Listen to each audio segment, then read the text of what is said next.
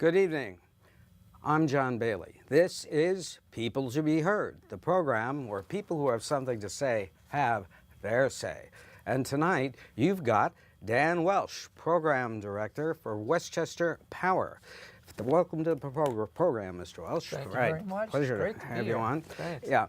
Westchester Power is New York's first community choice aggregation that leverages the buying power for a large customer base to secure competitive fixed rates and renewable energy for customers in participating communities, including White Plains, through Sustainable Westchester. This is their second year. 2017 of their first 2 years of this project. Correct.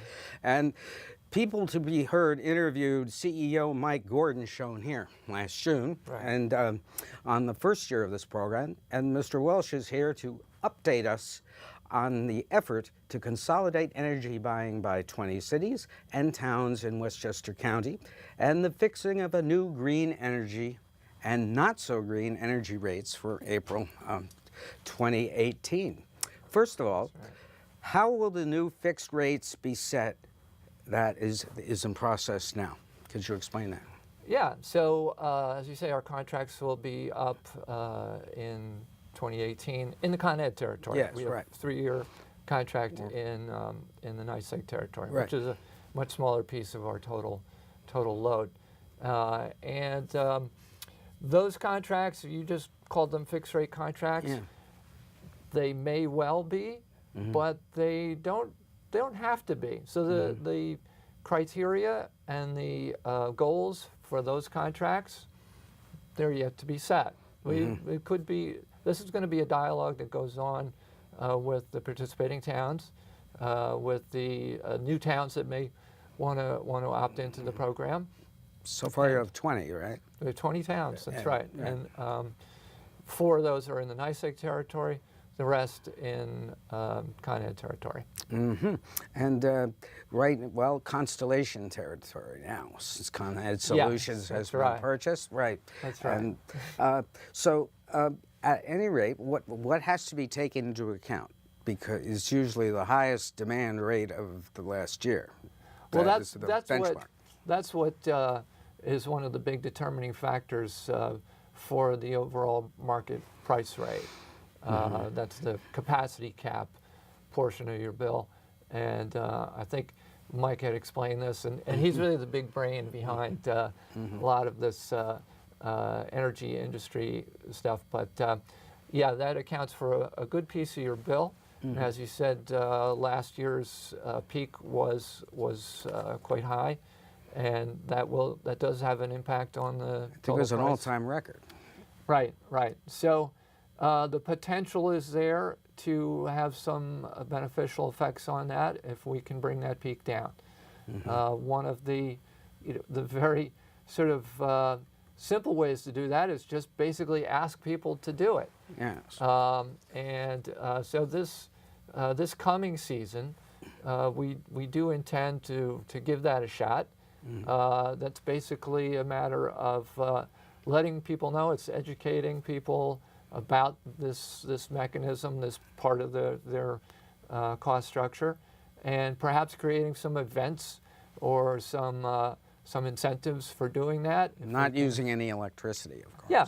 Right. So if that peak is happening in the afternoon, between 3 and 7 or whenever it is, perhaps we can get some retailers or movie theaters to offer a peak hour special or something like that, right? So the businesses make out because it's just another event to sort of tag on to get people's attention, and we get people to get outside and turn off their air conditioners. Mr. Gordon did say that it was imperative that conservation be seriously taken by the business and the residential communities in order for this concept to work, because if you keep using more, i.e. the highest, setting an all-time record for one day, I mean, that is not really conserving. Right. You need to do it. Right. No, conservation is a big piece, and as you say, it's conservation at the demand response level, so it's for those peaks, and then just the overall total usage, we want to chip away at that too. I'm sure we'll talk more about that, but this total New York State plan to go to 50% renewables, it really needs a good effort on the efficiency side as well in order to achieve those goals. So we want to hit both the peak and the total usage. Yes, because everything is relative. It's like in baseball. The game you lose in April, if you lose the pennant by one game, that's the game that you lost it by. Or it's like energy in your own home. You can go and convert to solar panels, put solar panels on your house. But if you swap out your 20-year-old refrigerator first for a new modern refrigerator, swap out your air conditioner for a new air conditioner and bring your load down, you buy less solar panels to manage your capacity.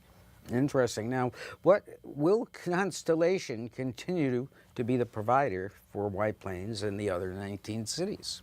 Yeah, that's these contracts will be let out the way the previous ones were. We'll go out for bids on them, and I imagine we'll include the front end process as well. There's a pre-qualification process. It's a fast-moving industry, as we saw with the consolidation, and companies may be consolidating or they may be going out of business. So we want to make sure that they have the capacity to support the loads. So we'll qualify, and then we'll go out for bids. And if Constellation has the best bid, then they could be the supplier, but that's not a guarantee. What is the timetable for going out for the bids? Again, I think it would sort of mirror the process last time, which would have us going out for bids maybe in February or something like that. So the way I see it is this February of 18. February of 18, that's right. So the way I see it is this year is all about warming up the towns, continuing the information flow. We're doing that right now, perhaps a portion of it. Yeah. And then by the end of the year, starting to get into the details, as we just said, deciding what the criteria are for those contracts. The original contracts were set up so that the bidding process was set up with essentially a trigger. We said if the bids came in lower than the previous 12 months average of the utilities variable rate, we'd go ahead. So that was it. We hit that, boom, we went ahead. That way you give assurance to the bidders that this is a real thing. So we would probably set up new criteria for that. And I don't know what those are yet exactly, but that's how. So the end of this year, I can see us getting agreement on those criteria. Yes. Now, you had mentioned that they might not be fixed when you renew. Yeah, You could vary, but within a space, well, that's a new wrinkle. There's even a possibility we could ask the bidders for utility minus, perhaps. Some factor, X% minus would be another way to go. This contract went out as a fixed rate. I think that was smart because we wanted as few variables as possible. It's a startup operation, and we want to give everybody confidence. But it also means that month to month, people are looking at the Con Ed rate and trying to figure out, are we doing well? Are we not doing well? And so far, we have been doing okay. We've made a couple of bucks a month. What is okay? Okay is in the black relative to the variable utility rates. So as Con Ed rates go up and down, we've got this fixed rate. On the average, so far, we've saved a little bit of money. Not a lot, a couple or depending on your usage. If you're a big user, you'll save more. So maybe it's from $2 to $6 a month. But adding up over the entire population, it's $1.5 million saved in total. So it starts to look significant. And the green rate is, of course, higher than the rate if you just took it month by month. And the green rate is higher than what we call the brown rate or the standard rate. Yes. Yeah. So you feel that on the whole, the persons with the green rate are not that much above the fixed rate or the variable rate if nobody chooses to take the green rate is also a fixed rate. Yeah. There are essentially two products, if you want to call them that. And the standard product is your basic grid mix, which is a combination of fuel sources of coal and gas and nuclear and probably 20% hydro. And then the green rate is 100% renewable, green by these renewable energy certificates.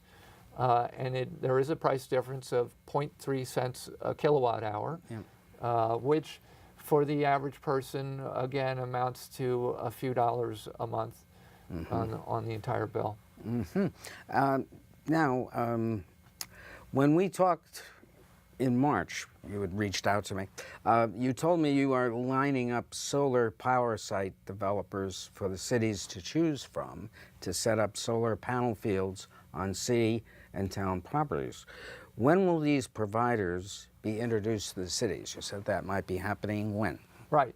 So first of all, thanks. I was very happy to reach out to you because I read your article and I saw you actually dug into the details, and I thought this was great. Millions of people. Yeah, that was very nice. In terms of the plan for deployment of solar, we're not yet at the stage where we're going to be reaching out to developers. What we're going to do, and what we're working on right now, is to line up a partnership with a technology provider. So these larger scale solar projects, many of them are going to be following this community solar model. This was enabled through New York State regulation about 2 years ago, and it allows individuals who may not be able to put solar on their own roof. Either they have trees over their house, or they live in a apartment complex and they're not able to do that, to participate in solar, maybe on a project that's down the street, on a big warehouse. And their participation looks essentially as if it was on their own roof in terms of their effect on their bill and everything. So we're looking at that as a big piece of this future puzzle. In order to prosecute those projects, you need this technology platform because you have a bunch of different players who are part of this. You've got the subscribers, who are the homeowners or the small businesses that want to be a part of this. You have the hosts, which is the host site, someone who owns a piece of real estate, a big building, maybe an open field, or it could be some large organization. And then you have the financiers. They all get together in this platform, which divvies up the credits for the solar power. It speaks to the utilities in terms of the credits that go on the bill. It arranges for payments to these projects, the solar suppliers. So all this has to go on, and our sense is that if we identify this platform and partner with a platform provider, we can go out and now sign up people to participate. Now, who will build the solar panels on these platforms? So once we start getting people signed up, we have basically what amounts to sort of project nodes coming together. You now have the essence of a project. You can go out to developers and say, hey, we have this project here. We have X number of individual homeowners or whatever, or businesses or property owners that say they want to participate in this, and you get to supply them. Right. So we can then go out for bids. That incentivizes them to build the solar panels. Yes. Basically say, here's your project, come and bid on this. And that way we stay developer agnostic. It keeps the market open, so if in terms of the developer neutral. Right, developer neutral. Yeah, right. Yep. And now opposition is forming to the governor closing Indian Point and supporting nuclear power upstate. Can solar installation at its present pace replace Indian Point power in, I think, 3 years, 4 years? He's thinking of doing that? Right. It's supposed to shut down in 21 or 20 or 21? Right. It's right around the corner. Right. So can it replace it in 3 years at this pace? No. And is this pace adequate even for reaching the so-called 50 by 30 goals of the New York State plan? Probably not even adequate for that yet. That's why we want to get on our horses and start accelerating the pace through some of these programs And that we're collect doing. quote subscribers. That said, you know, the audience should realize that there's no crisis in terms of, you know, your power's not going to be shut off, and your rates are not going to skyrocket. There's different Well, people. we don't think they will. We don't think they Yes, will. right. There are different studies. The one that was done a couple of years ago when this started coming out was done by a group called the Synapse Group, and they looked at different scenarios from essentially doing nothing to an aggressive program such as we're following, which sees us coming in with maybe 50% of it replaced by renewables and 50% by efficiency and reductions. In that aggressive That's scenario, a lot to hope for. well, I in can't terms of cut my replacing- electric bill in half. You know. No. Well, Right. I But don't know seriously. about that. Well, maybe. I don't know. But that's the aggressive scenario. Yeah. Under that one, they were anticipating an increase to people's bills of maybe about 1%. That 1% was the net of the reduction that we're seeing in renewable energy construction costs and the add-on of some of the policy costs. So if New York State says, you know, we have the systems benefit charge, that's essentially a charge that's added onto your bill and goes back into programs to promote this stuff. But they also are keeping the nuclear power plants upstate in business with that. That's right. Let me just finish Yes, it. go ahead. On the less optimistic side, as I say, if we essentially do nothing, they saw our bills going up by 16%, Ugh. which is it's not something we want to contemplate. But I'm saying that's the worst case scenario where we sit here and we fiddle while Rome does whatever it does. So I don't see that happening, but so that's the range. You know, 16% would be That's pretty brutal, considering it would fluctuate up based on demand too. Well, yeah, so but anyway, you know, everybody the should average get cracking, right? Yeah, absolutely. Yes, The average person, if their normal bill is $100, $150 a month, that means an extra $20, you know, $30 And woe to a you! month. Woe to you if you have electric power. It's Yeah. all over. If you have Yeah. electric heat. And electric heat. Yeah, those are the Electric people who heat. need to be Pardon me. concerned. But I think I interrupted one of your other questions. No, well, let's get into this whole concept. I heard on VOX radio that American Commitment .org, a spokesman appeared, and he cast doubt on the long-term ability of solar power, wind power, water power to meet demands at a construction pace fast enough to make New York 50% renewable. And you also tell me that he also indicated that the New York power grid management can't really handle it, or is a little upset that all this solar power and renewable power is being. Explain the technological gap here. Right. So relative to his first comment, I don't think I'd fall into his camp in terms of what I feel is possible. If you look at Germany, they decided they were going to do this, and they did it. So it is kind of a willpower thing of sorts. Now, they did it with a sort of tour de force method where they simply set out a tariff that if you put up solar power, you were going to get this price. It was a fixed price. It made it very easy for people to understand, and they put up a huge amount of solar power and are now maybe leading the world in terms of percentage of solar.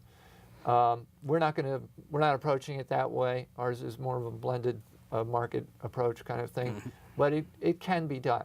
So that's for certain.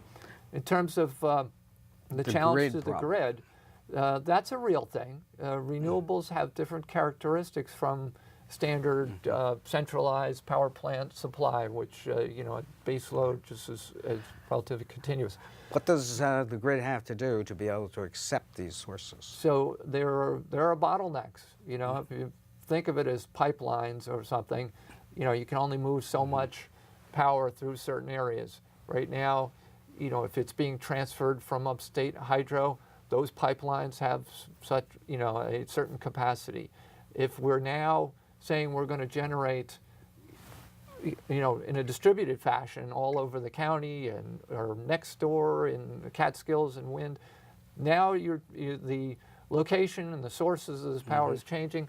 Do each of those pipelines have the capacity to handle that? And do we have the ability to handle the intermittent nature of that? So, so there are challenges.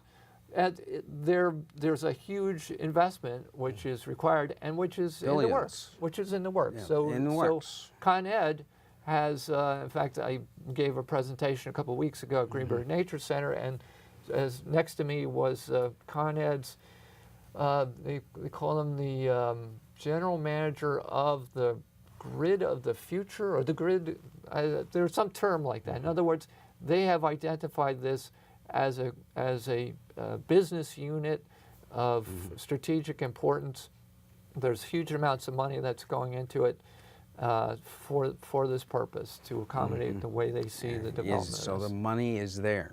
The money is there. And I mean, how much money is this going to cost? Oh Do you have gosh, an estimate? I don't have the total on that, but But it's there, and who is holding all this cash? well, you know, it's coming. It's ultimately it'll be us that pays for it. in Governor Cuomo's pocket, I guess, perhaps.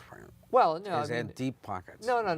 I think this is all coming through the rate-paying process. So Con Ed has to go up to the PSC and say, okay, the state plan calls for all this. In order to do that, we have to make such and such investments. They have to justify it, and therefore, on our transmission charge, we need an extra point whatever cents or whatever it works to.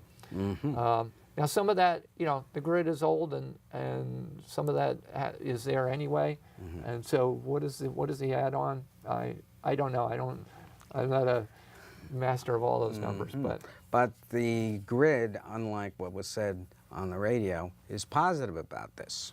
They want this. Yeah, there's no hesitation, I think, in terms of, oh, we can't do this. Well, that's it's coming. It's coming. Right. Now, you have started a new program to acquaint consumers about the programs as to how to convert to individual solar without actually making the investment yourself, you know, your subscriber thing. Could we have the slide of that, of you and the two of your colleagues? Up there? Well, that'll come up shortly. There we are. Right. And this is going to be here reaching out to consumers to sell this subscriber project. Could you explain how that's going to be done and what it entails? Well, I think the broader communication initiative that we are undertaking is broader than just the community solar piece. Yeah. We want to get out there and make contact with as many people as possible, because even though our program is extremely pervasive, we have 100,000 customers, but for many people, they may not know they're in the program still. We get a lot of phone calls from people, but still that only amounts to a small percentage of the total population. So we want to get out there and let people know that they're actually a part of a pretty amazing new venture, and what the potentials are and where we're going with this, and what their options are within the program. And so we just need to do what any good business does, and get out there and you know, spread our message around. That'll also be essential as we roll into the end of the year where we're doing the contract renewals.